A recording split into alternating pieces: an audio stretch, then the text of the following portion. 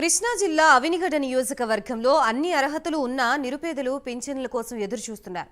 YCP ఎమ్మెల్యేలు, మంత్రులు పేదలకి పింఛన్లు సకాలంలో మంజూరు చేస్తున్నామని ఊదరగొడుతూ వస్తున్నారు. టీడీపీ పాలనలో ఎవరైనా చనిపోతే ఆ పింఛన్ కొత్తవారికి ఇచ్చేవాళ్లు అని కూడా ఒక అబద్ధపు ప్రచారం ప్రారంభించారు. వాస్తవ పరిస్థితి ఎలా ఉంది అని ప్రైమ్ 9 ప్రతినిధి అవినిగడ్డ నియోజకవర్గంలోని పలు గ్రామాలకు వెళ్లి పరిశీలిస్తే ప్రభుత్వం చెప్పే మాటలకి వాస్తవానికి పొంతన లేదని తెలిసింది.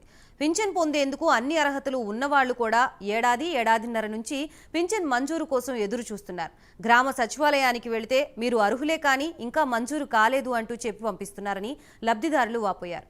ఈ సమస్యపై అవినిగడ్డ నియోజకవర్గ టీడీపీ ఇన్ఛార్జి మండలి బుద్ధాప్రసాద్ మాట్లాడుతూ పింఛన్ అర్హులు ప్రతి గ్రామంలో ఉన్నా ఈ ప్రభుత్వం మంజూరు చేయట్లేదన్నారు.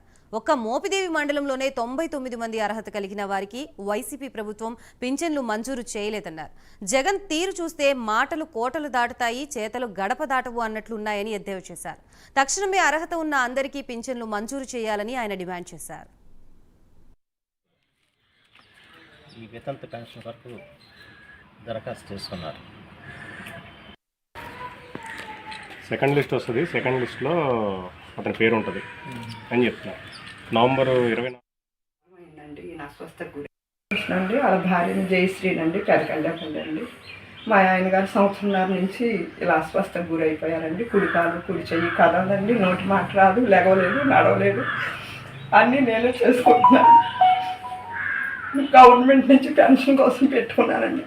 శాంక్షన్ అయిందన్నారు కానీ ఇంత మటుకు రాలేదండి. కారణం తెలియదు.